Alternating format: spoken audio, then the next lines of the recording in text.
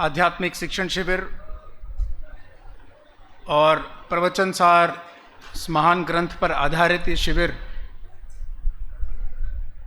हम सभी सचमुच जैसे जैसे दिन बढ़ते जा रहे हैं वैसे वैसे उत्तर प्रगति पर हैं और न जाने क्यों सारे वक्ताओं का विषय भी 70, 80, 90 गाथाओं के आसपास घूम रहा है, क्योंकि वहीं सबको मर्म मिल रहा है और उसका रेफरेंस आए बिना भी नहीं रहता है। मुख्य प्रवचन भी उन्हीं गाथाओं के आधार से चल रहा है।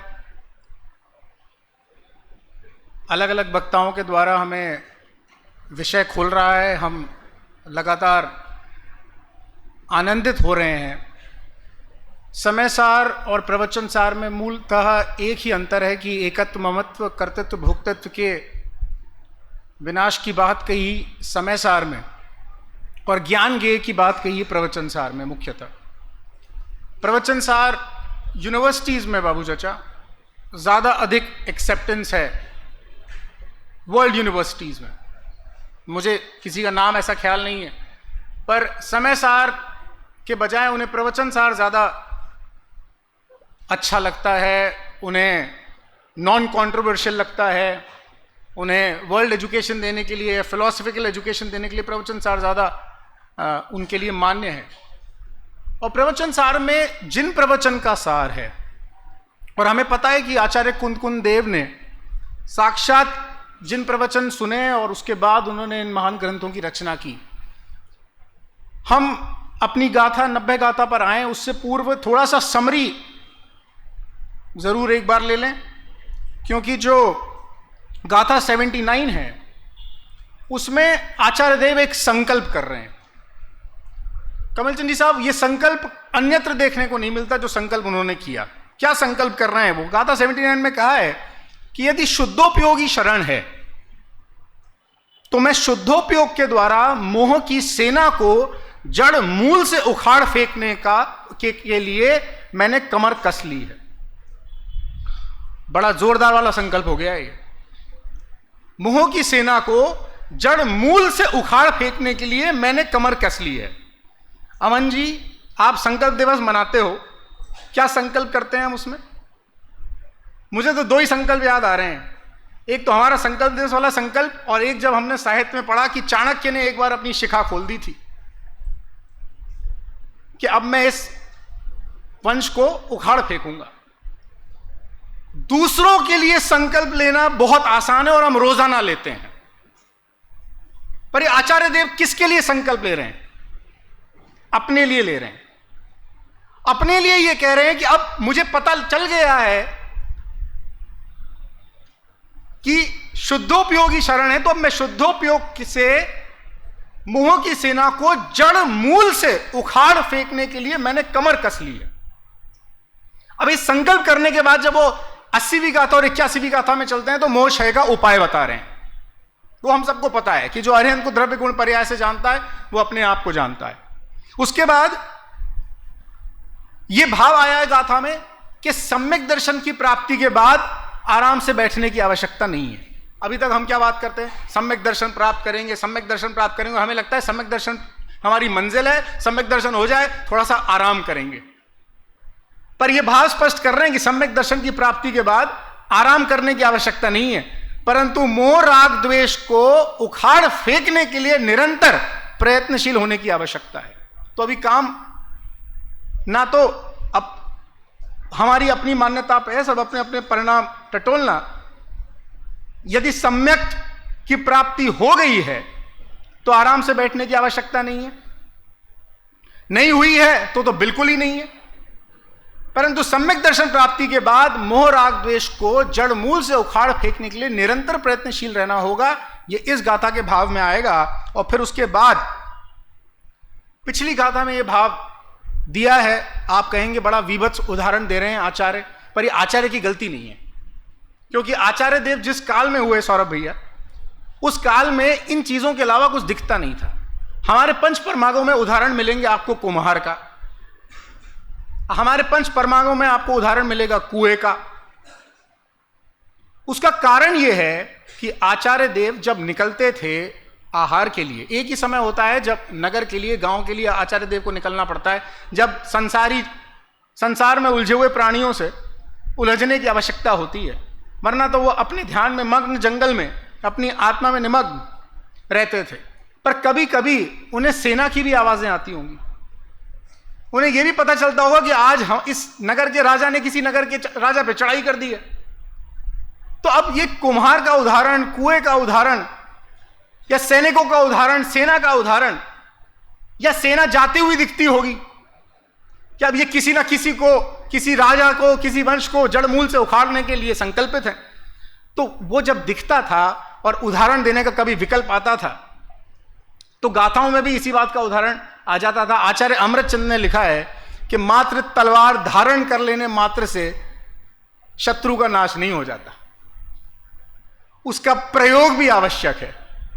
अब आप कहोगे आचार्य देव ऐसी बातें क्यों कह रहे हैं, क्या हो गया, तलवार का प्रयोग करने की प्रेरणा दे रहे हैं क्या, किसको मारने की प्रेरणा दे रहे हैं? उदाहरण को उदाहरण ही ले लें हम। और उसके बाद तुरंत वो कह रहे हैं कि जिनेंद्र देव का मात्र उपदेश ही कार्यकारी नहीं है, कि मात्र उपदेश सुन लिया और मेरा कल्याण होगा, उससे कल्याण होने वाला नहीं है, उसे उपयोग में भी लाना पड़ेगा।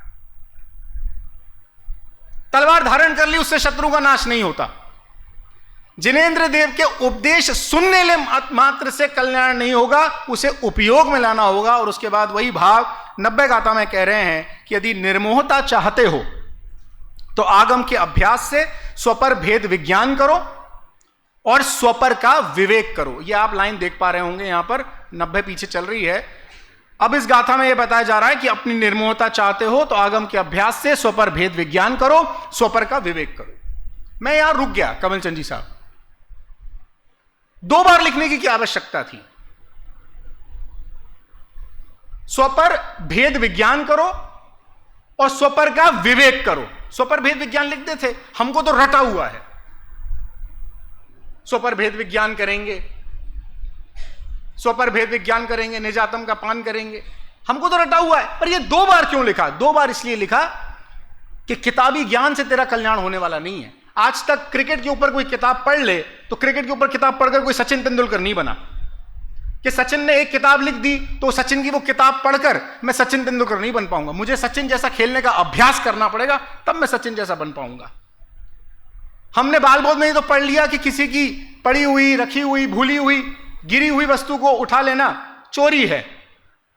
हमको यहां बिठा देंगे तो हम उस पर प्रवचन भी कर देंगे चोरी पर यहां से उतर के गए और किसी की घड़ी सच में ही मिल गई और हमने उठा ली, तो इसे क्या कहेंगे? कि हमें ज्ञान तो है पर हमने उसे अप्लाई नहीं किया। इसीलिए आचार्य देव क्या कर रहे हैं, क्या क्या लिख रहे हैं आचार्य अमृतचंद्र देव, कि स्वपर भेद विज्ञान करो और फिर स्वपर का विवेक करो। भेद विज्ञान करना ये पढ़ तो लिया, पर विवेक भी तो रखो। जब मैं चोरी पर प्रवचन करके यहां से उतरूंगा और फिर किसी की पड़ी हुई घड़ी उठा लूंगा तो जिन कुमार जी मेरे को आकर बोलेंगे, भाई साहब अभी तो आपने प्रवचन किया था, अब इतना तो विवेक रखो, यही कहेंगे ना। आपने विवेक नहीं रखा, आप तो गद्दी से उतरे हो अभी। तो मैंने ज्ञान तो ले लिया, पर यदि मैंने स्वपर का विवेक नहीं रखा तो फिर काम होने वाला नहीं है। आचार्य ने संकल्प किया है अपने खुद के लिए, आचार्य देव ने स्वयं के लिए किया है।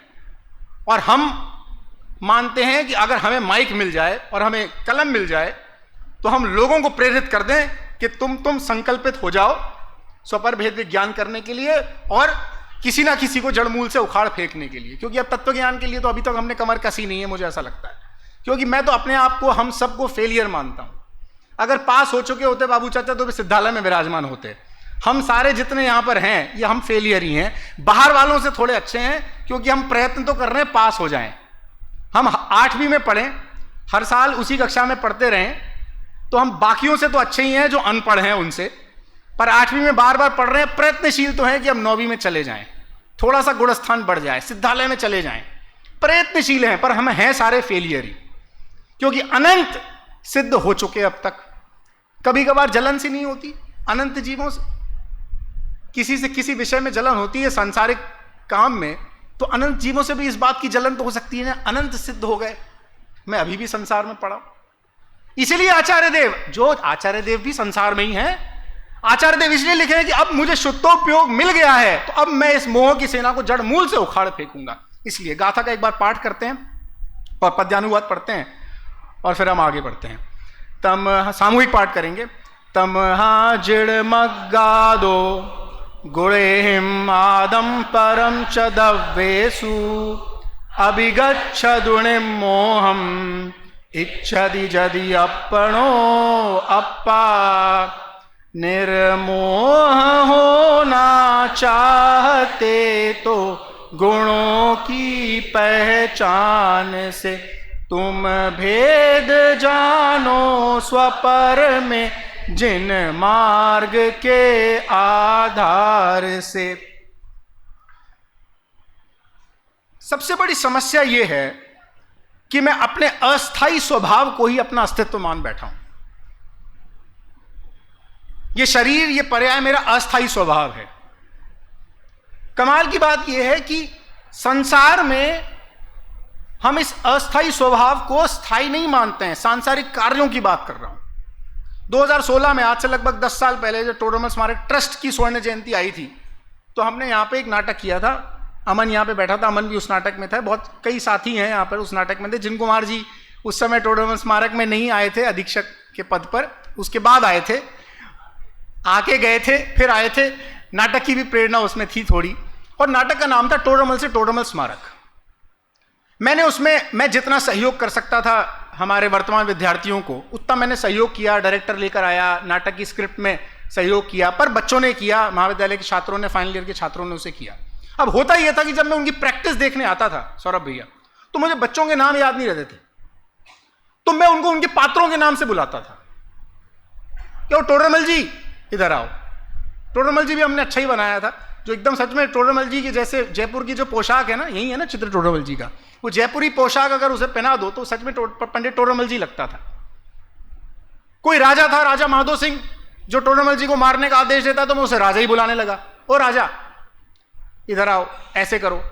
नाटक पूरा हो गया, बहुत अच्छा हो गया, यूट्यूब पर है, आप देख लेना।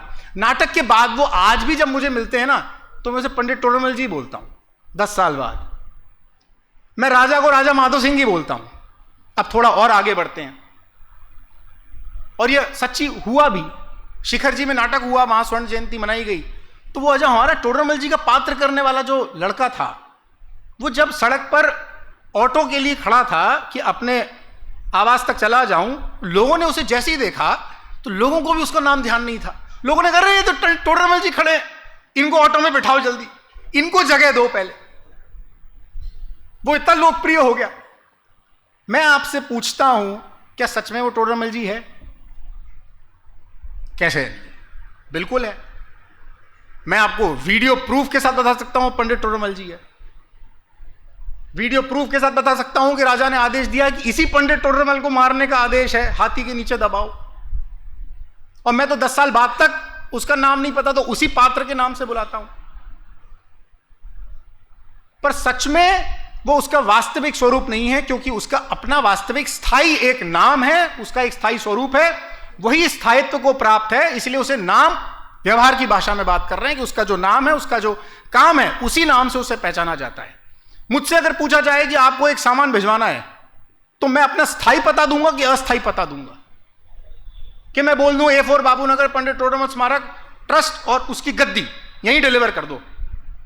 लोग हंसेंगे, बोल भाई साहब ये आपका अस्थायी पता है, आधा घंटे बाद आप इस गद्दी से उतरने वाले हो, स्थायी पता दो।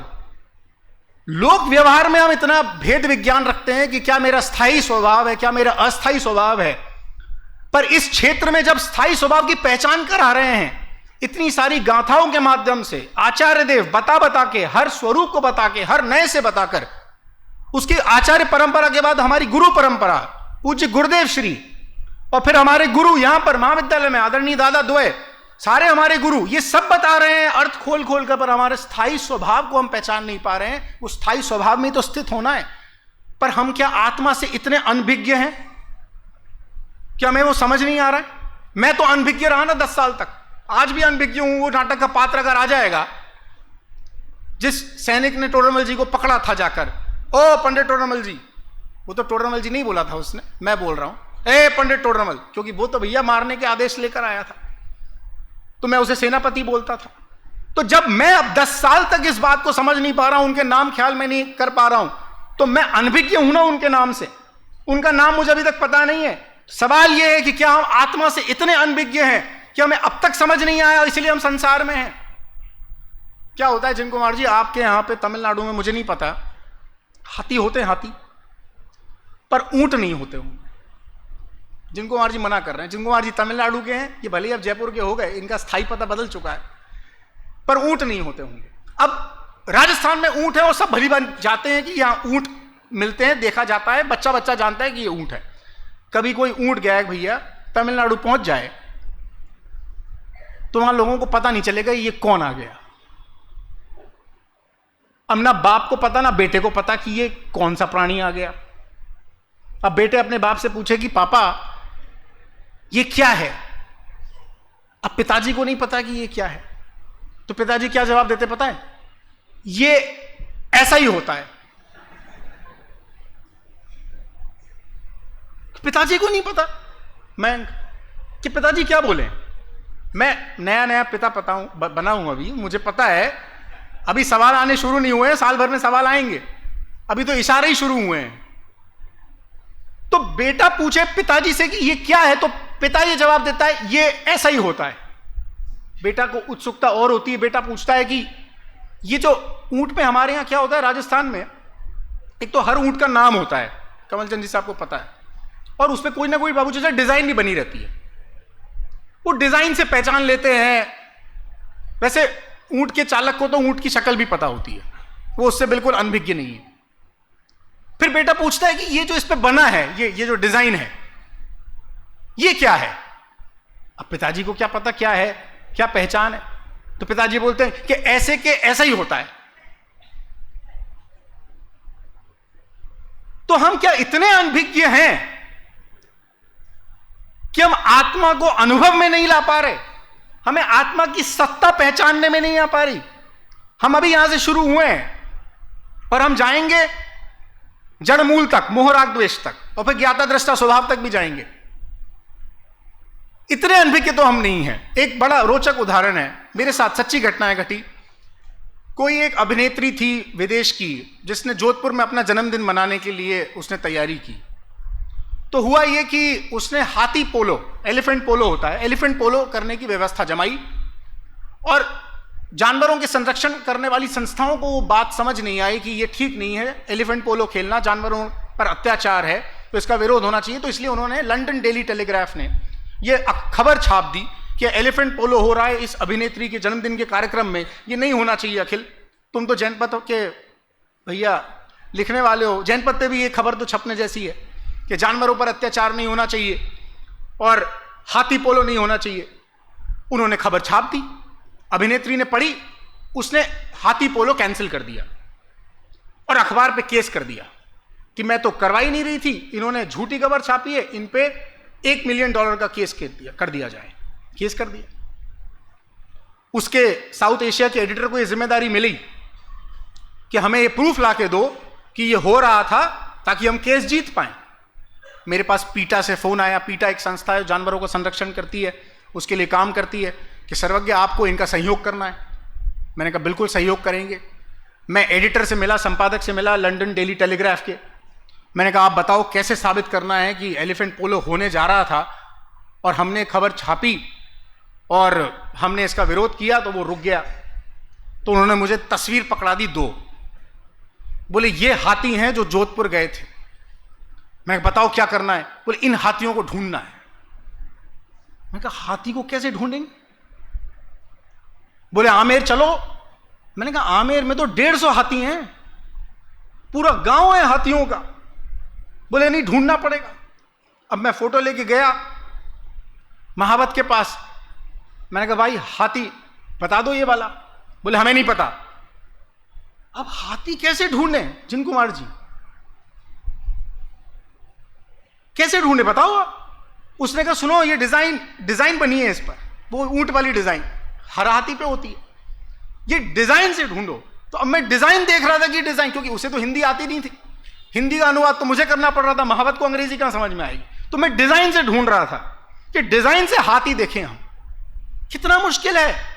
आचार्य देव ये कह रहे हैं कि सुन, परद्रव्यों से भिन्न अपने आप को जानना तो बहुत आसान है, असमान जातीय द्रव्यों से अपने आप को जानना तो बहुत आसान है, पर समान जातीय से भी तू अकेला भिन्न है, यह जानना बहुत जरूरी है। ऊंट और हाथी एक साथ खड़े हो तो पहचानना बहुत आसान है, कौन सा ऊंट गया था कौन सा हाथी गया था। सारे ही हाथी हो तो वो एक हाथी को पहचानना कितना मुश्किल है, समान जातीय। पर फिर भी मैं आपसे कहता हूं, महावत की तो ये दृष्टि है ना, उसे पता है कौन सा हाथी जोधपुर गया था और कौन सा लौट कर आया है। हम कई बार हाईवे पर चलते हैं पीयूष जी भाई साहब, 100 भेड़ बकरी मिल जाती हैं एक साथ चलती हुई, और बैठे बैठे अपने को गाड़ी धीरे करनी पड़ती है। तो हम धीरे करते करते ये सोचते हैं कि भाई ये निकला तो है, 100-150 भेड़ बकरियां हैं, अगर शाम तक कोई एक आध इसमें से इधर उधर चली गई तो इसे पता कैसे चलता है। तो हमारे साथ जो ड्राइवर होता है ना, वो गांव के होते हैं अक्सर ड्राइवर, वो कहते हैं कि भैया हमारे पास भी भेड़ बकरी है गांव में, एक इधर की उधर नहीं होगी, सारी पता लग जाएंगी, क्योंकि हमें लगता है सबकी शक्ल एक जैसी है, पता कैसे चलेगा।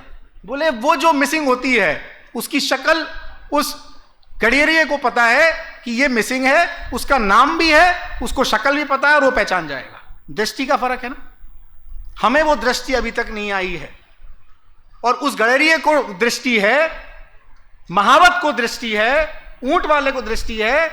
एक एक ऊंट का नाम फिक्स है, हाथी का नाम फिक्स है, वो अपने आप में अपना अस्तित्व रखता है। हमारे पास दृष्टि नहीं है, इसलिए हमारे पास समस्या आ रही है। क्या होता है, आपको दस्त लगे हो जोरदार और आपको बाथरूम की तलाश हो और आप असमान जातीय बाथरूम में घुस जाओ, आप समझ गए।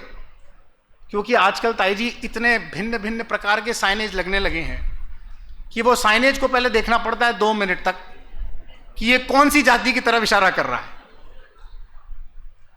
क्योंकि होटल वाला, रेस्टोरेंट वाला तो अपनी क्रिएटिविटी दिखाते हैं और क्रिएटिविटी में हम उलझ जाते हैं।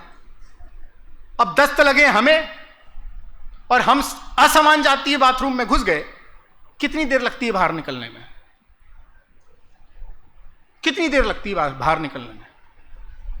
ज्यादा देर तक अगर बाहर नहीं निकल पाए तो फिर क्या हाल होगा उसका भी अंदाजा होता है। तुरंत हम बाहर निकलते हैं।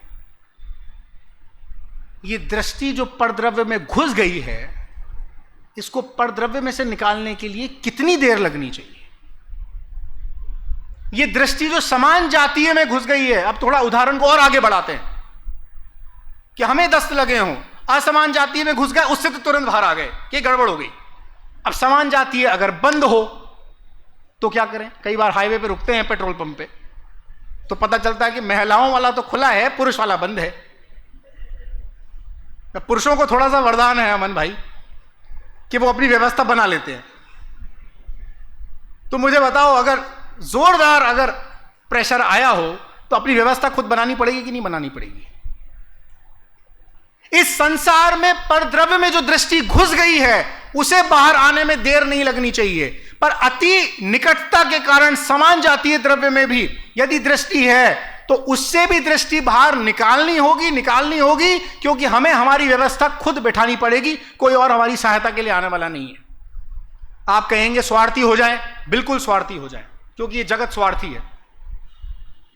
हम सब एक कनिष्ठ वाले हैं, एक वरिष्ठ वाले हैं, दोस्ती हो जाती है, गहरी दोस्ती हो जाती है, साथ जिएंगे, साथ पढ़ेंगे, साथ मरेंगे, शास्त्री करने के बाद भी साथ रहेंगे, सारी कस्में हो जाती हैं यहाँ 5 साल में। हम भी पढ़े हैं, हमें भी पता है, पर जब परीक्षा आती है तो कस्में कहाँ चली जाती हैं। वो पूछता है भाई सुन, वो सुनता नहीं है। भाई सुन, शांति जी भाई साहब देख रहे हैं, अभी नहीं बता सकता। जिन कुमार जी भाई साहब बगल से निकले, अभी नहीं बता सकता। और उसको पसीना आ रहा होता है पीछे से, भाई वो दोस्ती की कस्मों का क्या हुआ। ये सारे के सारे समान जातीय, कनिष्ठ वाले, वरिष्ठ वाले तुरंत स्वार्थी हो जाते हैं कि नहीं हो जाते हैं। अपना कल्याण करना है तो आचार्य देव कह रहे हैं कि पर द्रव्य से तो दृष्टि हटा ही ले, पर समान जातीय द्रव्य से भी दृष्टि ऐसे हटा ले, क्योंकि तुझे अपना कल्याण करना है, तुझे ही संकल्प करना पड़ेगा, कोई और संकल्प करने के लिए नहीं आने वाला। हम संकल्प करने में कमजोर हैं, बात नंबर 1। और अगर संकल्प कर लिया है तो फिर आचार्य देव रास्ता बता रहे हैं कि अब करना क्या है, कैसे करना है। परद्रव्य से कैसे नाता तोड़े? परद्रव्य से तो नाता टूटा ही हुआ। ये संबंध कितनी देर के हैं? ट्रेन में किसी के सामने अगर बैठे होते हैं हम, 12 घंटे का सफर है तो हमारा संबंध 12 घंटे का होता है उसके साथ, उसके बाद कभी मिलना नहीं होगा। इस जीवन में किसी के साथ अगर हमारा संबंध है तो 70-80 साल के लिए है, उसके बाद वो संबंध कभी बैठने वाला नहीं है दोबारा। अभी तो इतनी वैराग्य प्रेरक एक खबर आई है जो बहुत वायरल हो रही है सोशल मीडिया पे, आपकी भी नजरों में आ जाएगी, कि एक बहुत बढ़िया कपड़ा व्यापारी थे, बड़े व्यापारी थे, 3 बेटियां थी, तीनों की शादी हो गई, तीनों अपने अपने घर चली गई, वो वृद्धाश्रम में रहने लगे। पत्नी का स्वर्गवास हो गया, उन्होंने कर दिया। अब जब उनका खुद का मरण आ गया तो 20 दिन पहले बेटियों को खबर की, कोई बेटी नहीं आई। 20 दिन बाद वो चल बसे तो वृद्धाश्रम वालों ने बेटियों को फोन किया कि आपके पिताजी चले गए हैं, आप आ जाओ। तो बोले आप ही संस्कार कर दो, हमें वीडियो कॉल पे दिखा देना। वीडियो कॉल का उपयोग इन काम के लिए भी होने लगा है, और ये वीडियो आ रहा है साथ में, उस वीडियो कॉल का भी वीडियो आ रहा है। गायक भैया सिर हिला रहे हैं, उन्होंने देख लिया। वीडियो कॉल का भी प्रमोद जी भाई साहब वीडियो आया है कि वो लड़की कह रही सब अच्छे से हो गया ना, ठीक है हमें बता देना तो हम भी नहा लेंगे। 5100 रुपये और भेज दिए कि व्यवस्था ठीक से कर देना। आने का समय नहीं मिला। कितनी सी देर का संबंध है हमारा परद्रव्यों से, और हमारे अपने समान जाति द्रव्य से तो वो अर्थ खोलेंगे, अभी आगे पढ़ूंगा मैं। गुरुदेव श्री वो आया था प्रवचनों में, अभी जो चले प्रवचन शिविरों में, उन्हीं प्रवचनों में आया था। कितनी सी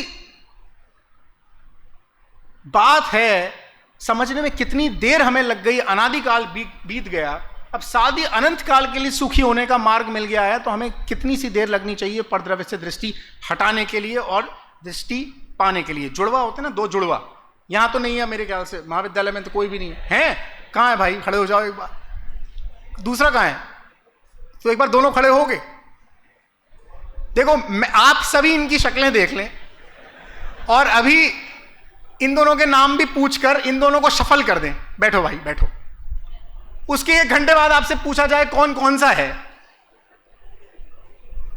तो हम नहीं बता पाएंगे, इनकी क्लास वाले जरूर बता देंगे। क्यों? यही फर्क है बाबू चाचा, और कोई फर्क नहीं है, सिर्फ इतना सा काम है। इनके पास दृष्टि है, हमारे पास दृष्टि नहीं है, और इसीलिए कोई मिथ्या दृष्टि और कोई सम्यक दृष्टि है धर्म क्षेत्र में। मिथ्या दृष्टि को अभी तक दृष्टि नहीं मिली है, इसलिए हम इस संबंधी मिथ्या दृष्टि हैं, और इनकी कक्षा वाले इस संबंधी सम्यक दृष्टि। इतना सा खेल है। पर सम्यक दर्शन होने के बाद मोह राग द्वेष को भी जड़ मूल से उखाड़ फेंकने के लिए जो संकल्प किया है आचार्य ने, यह संकल्प हमें भी करने की आवश्यकता है। हमें राग द्वेष पर आते हैं, हमारे पास 15 मिनट का और समय है। राग द्वेष को लेकर, क्योंकि अब परद्रव्यों से हमने अपने आप को भिन्न जान लिया, और यह भी पुद्गल से ही जानना है मुख्यतः। धर्म अधर्म आकाश काल तो ना तो दिखते हैं, ना किसी को उनकी चिंता है, वो अपना काम कर रहे हैं। हम तो हमारे पुद्गल का कर्तव्य तो लेकर बैठे हुए हैं, क्योंकि वो रूपी है। जीव द्रव्य भी अरूपी है, उसकी पहचान अभी तक हमें हुई नहीं है। पर ये जीव सिर्फ इसलिए भूल में है क्योंकि ये पुद्गल का कर्ता अपने आप को मानकर बैठा हुआ है। कर्ता नहीं है, सिर्फ राग का कर्ता है, और राग का कर्ता भी इसलिए है क्योंकि राग इसमें होता है। इसका बहुत बढ़िया उदाहरण देते हैं। मैं कई बार कंफ्यूज रहता था, समझ में नहीं आता था जब समय सार पढ़े, पंच परमागम पढ़े, जब सेकेंड ईयर फाइनल में थे हम, क्योंकि जब हमारी शुरुआत हुई, पहली बार कोई चीज़ समझते हैं शिखर चंद जी साहब, तो समझ में नहीं आता कि राग द्वेष होते तो शरीर में है नहीं, आत्मा में होते हैं। फिर कहते हैं कि आत्मा भी नहीं है, मैं इनका कर्ता भी नहीं, तो ये कैसे क्लियर कैसे हो? दादा के प्रवचन में एक बहुत बढ़िया, छोटे दादा के प्रवचन में एक बहुत बढ़िया उदाहरण है जो दादा देते थे कि एक बार प्रवचन चल रहा था और एक महिला खड़े हो गई, पंडित जी ये प्रवचन बाद में करना। क्यों, क्या हुआ? अरे तुम ये प्रवचन अपनी गद्दी से बाद में करना, पहले गद्दी से उतरो और मेरी रोटी और पानी की व्यवस्था करो। अब भैया दादा इधर उधर देखने लगे कि कौन महिला है और कमेटी वाले कहाँ हैं, कहाँ है अध्यक्ष मंत्री, ये महिला कौन है, इसकी व्यवस्था करो। तो जैसे अध्यक्ष मंत्री की तरफ देखा तो अध्यक्ष मंत्री बोले कि पंडित जी आप चिंता मत करो, आप अपना प्रवचन प्रारंभ करो, आप कंटिन्यू करो, इनको हम देख लेंगे। कैसे देख लेंगे? मैं इतनी परेशान हो रही हूं, मेरे खाने पीने की व्यवस्था नहीं हो रही हो, तुम कह रहे हो देख लोगे? ऐसा नहीं होगा, पहले व्यवस्था करो फिर प्रवचन चलेगा। अब प्रवचन में व्यवधान आ गया, फिर अध्यक्ष मंत्री की तरफ देखा तो अध्यक्ष मंत्री बोले, पंडित जी चिंता मत करो, इनके 4 बेटे हैं, वो इनकी व्यवस्था करेंगे। हम कौन होते हैं? कोई बेटा नहीं है मेरा। अरे भैया तुम्हारे ही पुत्र हैं 4, नहीं कोई बेटा नहीं है मेरा, कोई व्यवस्था नहीं करता है, व्यवस्था आपको करनी पड़ेगी। समझ में नहीं आई बात। प्रवचन पूरा हुआ, समझा तो पता चला कि 4 बेटे हैं पर वे व्यवस्था करते नहीं। 4 उनके अपने बेटे हैं पर वो व्यवस्था करते नहीं है। इससे अर्थ क्या निकला? अर्थ ये निकला कि भले ही वो मेरे पुत्र हैं पर वो मेरे सहयोगी नहीं हैं, वो मेरे लिए घातक है मान लो, इसलिए वो मेरे पुत्र नहीं है। आत्मा में राग द्वेष होते हैं, ये बात सही है बिल्कुल, पर वो मेरा स्थायी स्वभाव नहीं है, वो मेरे लिए घातक है, इसलिए वो मेरा स्वरूप नहीं है, मेरा स्थायी स्वभाव नहीं है, इसलिए वो मुझसे भिन्न है, इसलिए मुझे उनको भिन्न जानना होगा। हुए मेरे अंदर ही हुए। व्यवहार से बात करोगे तो हां वो मेरे अपने हैं, पर निश्चय से जब स्थायी स्वभाव की बात करेंगे, कौन सा वाला स्थायी पता देंगे ना जब, तो मेरा स्थायी पता वो नहीं है राग द्वेष। मैं राग द्वेष से नहीं जाना चाहता हूं, राग द्वेष मैं नहीं हूं, राग द्वेष मुझ में नहीं है, इसलिए इनको भिन्न जानना पड़ेगा। राग द्वेष का स्वरूप ऐसा है। एक और उदाहरण लेते हैं। कूलर लगा हुआ है, यहां पर एसी लगा होता है, आपने देखा होगा कहीं ना कहीं जब भी एसी को चलते हुए देखते हैं तो एसी में एक फिल्टर होता है। ऑफिस में लगा है अपने स्मारक में, यहां पे एसी में एक फिल्टर होता है। एसी का फिल्टर आप अगर 1 महीने बाद खोलकर देखेंगे तो उसमें धूल मिलेगी, और 1 महीने में हर महीने उसको साफ भी करना पड़ता है, वरना एसी खराब हो जाएगा। अब मेरा सवाल आपसे यह है कि एसी का फिल्टर एसी है कि नहीं?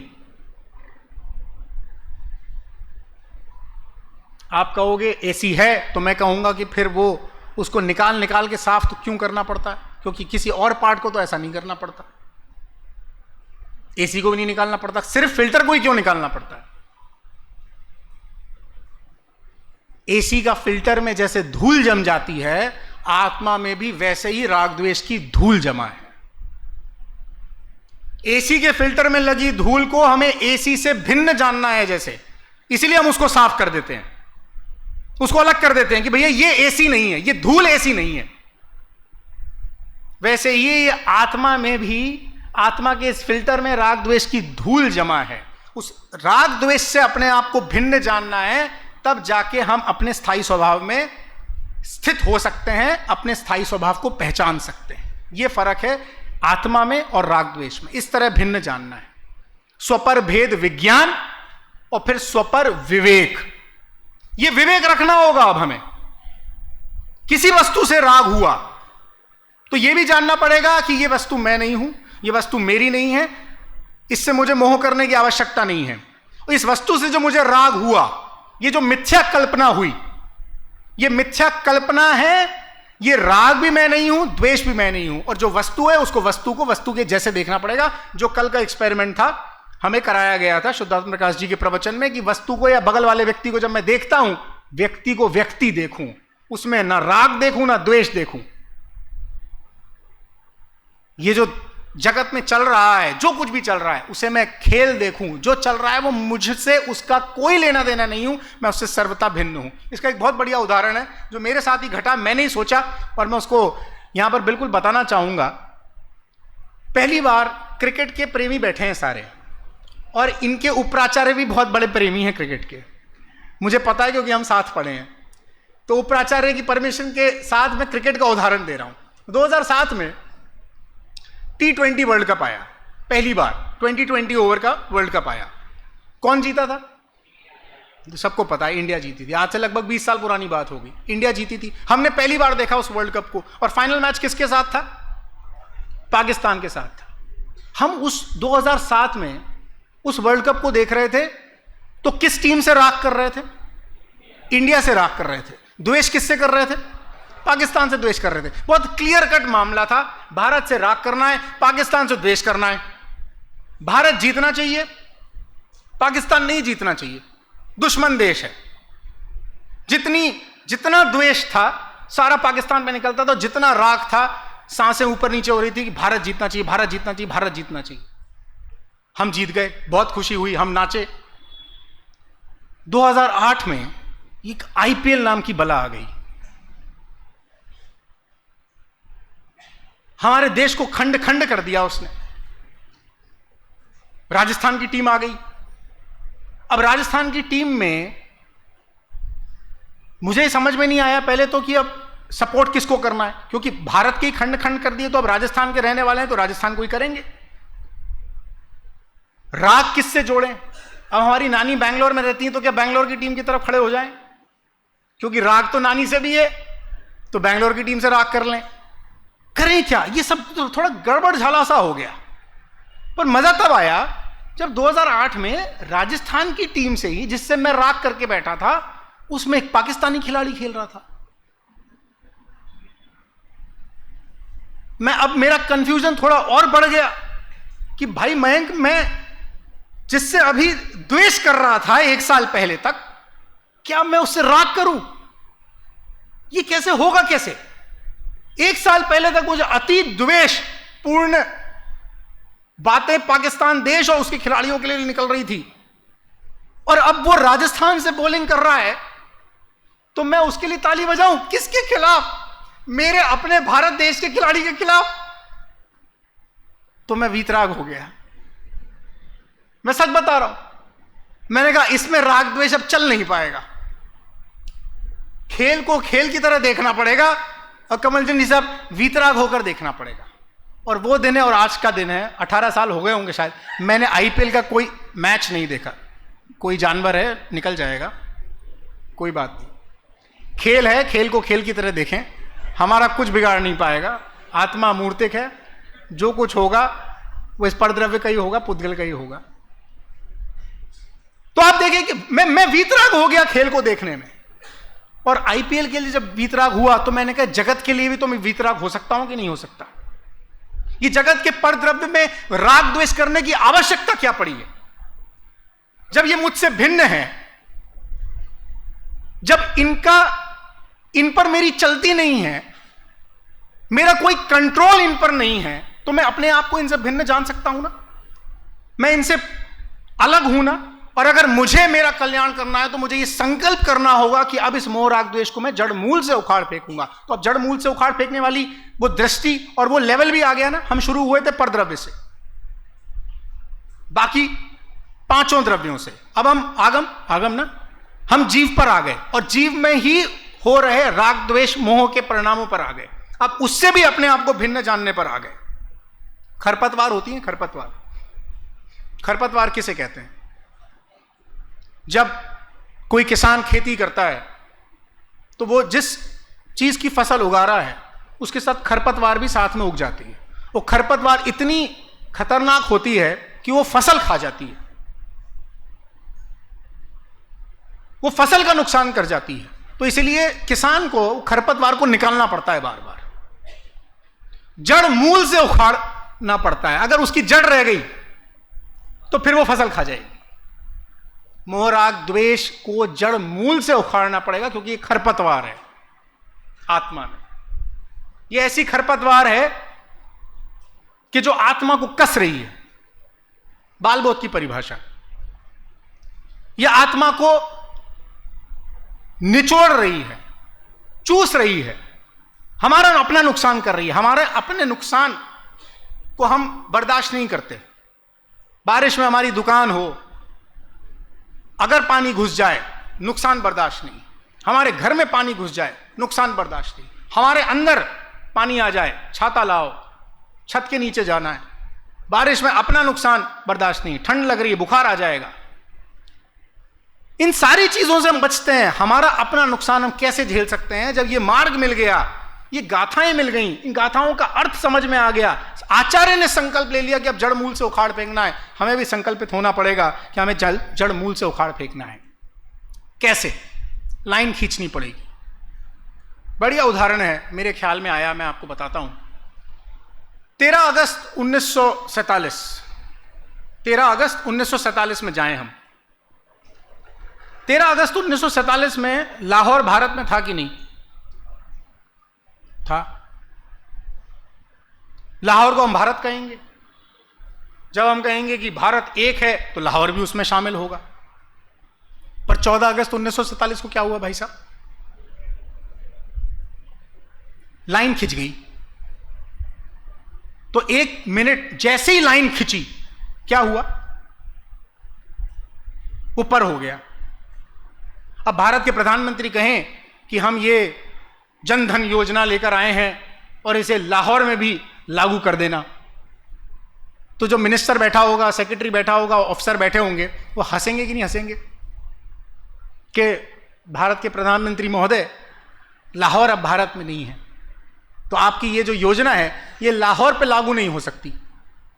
तो क्या प्रधानमंत्री बोलेगा कैसे नहीं हो सकती, अभी तो था, लाहौर तो हमारा है, मेरा तो वहां घर है? क्योंकि हमारे एक प्रधानमंत्री वहां से आए भी थे जिनका घर है, वो तो ये बोलेंगे मेरा तो घर है, आज भी हमारा मुल्तान का मंदिर है। आप जाओ, वो बड़े चाव से मुल्तान से आने की कहानी सुनाते हैं कि मुल्तान से उनका राग है कि नहीं कमलचंद जी साहब, अरे हमारा घर। मेरी जब व्यक्तिगत उनसे बातचीत होती थी तो मैं उनसे पूछता था आप कभी गए पाकिस्तान, क्योंकि सबको उत्सुकता होती जानने की। बोले हाँ एक बार हम गए थे, हमारा घर है वहां। अभी भी वो क्या कह रहे हैं, हमारा। अभी भी वो क्या कह रहे हैं, हमारा मंदिर। अभी भी राग है ना, पर वो दूसरा देश जान रहे हैं कि नहीं जान रहे हैं? कब से जान रहे हैं? 14 अगस्त 1947 से जान रहे हैं कि नहीं जान रहे हैं? क्योंकि लाइन खिंच गई। जैसी लाइन खिंची तो वो परद्रव्य से स्वद्रव्य में आ गए कि नहीं आ गए? क्योंकि उन्होंने माना भारत हमारा है। लाइन खींचने की आवश्यकता है और हमें आत्मा की लाइन खींचने की आवश्यकता है। हमने आत्मा की लाइन जिस दिन खींच ली, उस दिन हमें समझ में आ जाएगा कि अब ये लाहौर है, इस पे हमारी चलने वाली नहीं है। ये परद्रव्य है, ये हमारा कंट्रोल में नहीं है। जिस दिन लाइन खींच ली, भारत और पाकिस्तान में खिंच गई, उस दिन भारत सिर्फ पाकिस्तान का ज्ञाता दृष्टा ही हो गया ना। हम क्या कर सकते हैं वहां पे? और कुछ करने की हिमाकत भी करते हैं तो करके चुपचाप आधी रात को वापस आना पड़ता है, क्योंकि हमें पता है कि हमारी चलने वाली नहीं है वहां पे। अगर पकड़े गए तो वे मारे जाएंगे। वो एक लाइन आत्मा की जिस दिन खिंच गई, उस दिन सब कुछ पर है। मैं हूं, मैं स्थापित हो जाता हूं, मैं अपना कर्ता बन जाता हूं, मैं अपना भोक्ता बन जाता हूं और मैं हो जाता हूं। ये लाइन खींचने की आवश्यकता है। एक और उदाहरण लें हम, 2 मिनट है हमारे पास। भाला फेंक यहां होती है अपने आप, भाला फेंक होती है, भाला फेंकते हैं बच्चे। भाला फेंक नहीं होती, गोला फेंक होती है। गोला फेंक पे बात कर लेते हैं।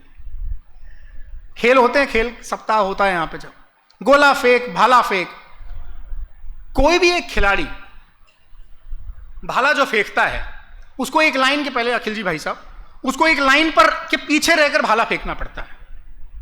वो लाइन क्रॉस करी तो क्या हुआ? फाउल हो गया, गेम खत्म, उसका चांस चला गया।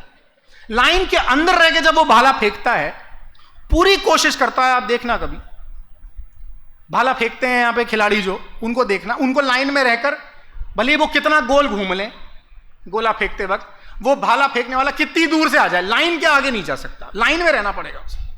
वो लाइन में रहकर जैसे ही भाला फेंकता है और वो बचता है, लाइन के बाहर नहीं चला जाए। लाइन से जैसे ही उसने भाला फेंका, उसके बाद वो भाला फेंकने वाला और वो ओलंपिक्स के मैदान में 1 लाख बैठे हुए दर्शक सारे के सारे ज्ञाता दृष्टा हो जाते हैं कि नहीं हो जाते? मुझे बताओ। वो उस एक पल में। अच्छा, मैं आपसे पूछता हूं कि जिसने भाला फेंका और वो 1 लाख जनता ओलंपिक्स के मैदान में जो बैठी हुई है, वो कितना ही कुड़ ले।